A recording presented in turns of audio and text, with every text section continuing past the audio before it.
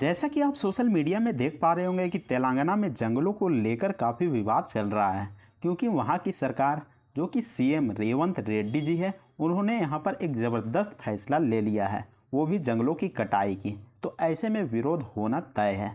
तो ऐसे में कुछ सवाल यहाँ पर उठते हैं, जैसे कि क्या है कांची गजी बावली जंगल का विवाद, इसके अलावा आखिर जंगल को क्यों काटा जा रहा है और इससे सरकार को क्या फ़ायदा होने वाला भी है। तो इन सवालों के जवाब आपको इस वीडियो में मिलने वाला है। तो आप सभी को मालूम होगा कि पिछले कई दिनों से तेलंगाना सरकार और हैदराबाद यूनिवर्सिटी से टकराव हो रहा है, और यह टकराव कांची गजी बावली जंगल को लेकर हो रहा है, क्योंकि सरकार ने इस जंगल को कटाई का परमिशन दे दिया है, इस जंगल को तबाह करने का परमिशन दे दिया है। तो ऐसे में यहाँ पर जो हैदराबाद के यूनिवर्सिटी के छात्र हैं, यहाँ पर विरोध प्रदर्शन में उतर गए हैं।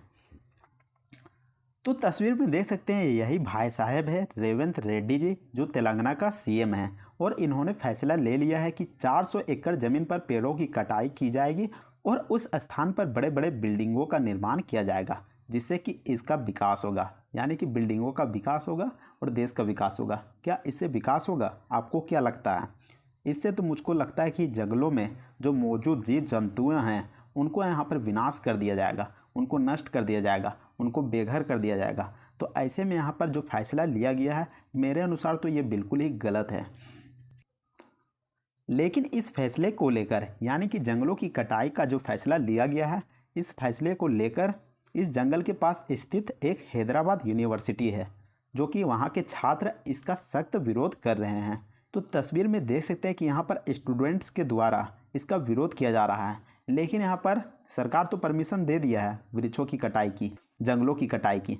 तो इससे यहाँ पर पुलिस क्या कर सकते हैं? तो पुलिस यहाँ पर उन छात्रों को ज़बरदस्ती पकड़ रहे हैं और हिरासत में ले रहे हैं, और उसके बाद यहाँ पर जंगलों की कटाई कर देते हैं। तो यहाँ पर देख सकते हैं एक गाड़ी नज़र आ रहा होगा, इसी गाड़ी में यहाँ पर सभी स्टूडेंट्स को बैठाया जा रहा था और हिरासत में ले लिया जा रहा था, और बाद में फिर जंगलों की कटाई कर दी जाती है। तेलंगाना सरकार का मानना है कि जंगल की यह ज़मीन सरकारी है और सरकार इसमें कुछ भी कर सकती है।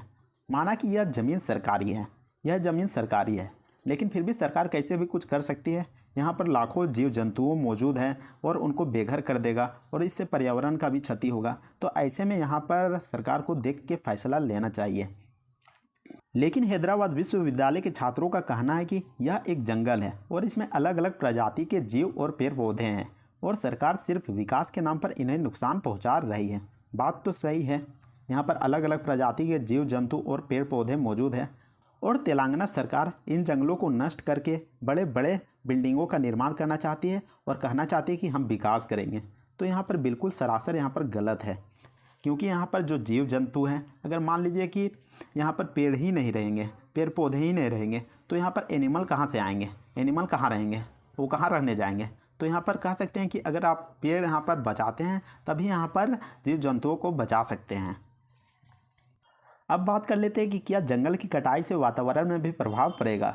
जी हाँ, बिल्कुल, जंगल की कटाई से वातावरण में बिल्कुल प्रभाव पड़ेगा।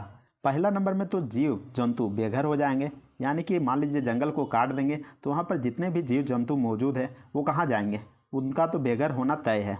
तो ऐसे में वहाँ के जीव जंतु बेघर हो जाएंगे और बहुत जीव जंतु मर भी जाएंगे।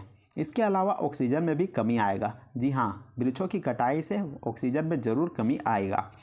इसके अलावा प्रदूषण भी बढ़ेगा, क्योंकि आप देखे होंगे कि जहाँ पर हरियाली अधिक होता होगा तो वहाँ पर बहुत ही कम प्रदूषण होता होगा, या फिर ना के बराबर प्रदूषण होता होगा। लेकिन घनी आबादी वाले क्षेत्र में वहाँ पर अधिक प्रदूषण होता होगा, चाहे मान लीजिए कि गाड़ियों से जो गैस निकलता होगा या फिर जो धुआं निकलता होगा, फैक्ट्रियों से जो धुआं निकलता होगा, उससे काफ़ी अधिक प्रदूषण बनता है। तो ऐसे में घनी आबादी क्षेत्र में अधिक प्रदूषण होता है, तो ऐसे में यहाँ पर पेड़ पौधा लगाना ज़रूरी है, क्योंकि इससे प्रदूषण यहाँ पर कम हो जाता है।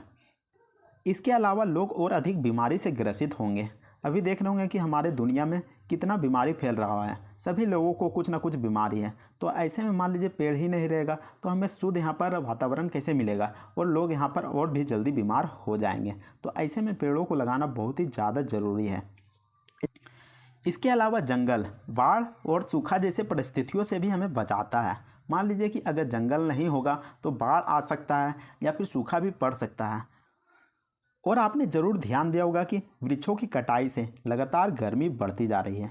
तो इन कारण से यहाँ पर वृक्षों को लगाने के लिए कहा जा रहा है, लेकिन जो तेलंगाना सरकार है वो वृक्षों की कटाई करने की बात कर रही है, बल्कि वृक्षों की कटाई नहीं, पूरी जंगल की कटाई की बात कर रही है। तो आपका क्या कहना है कमेंट सेक्शन में हमें ज़रूर बताएं। तो मिलते हैं नेक्स्ट वीडियो में, तब तक के लिए जय हिंद, वंदे मातरम।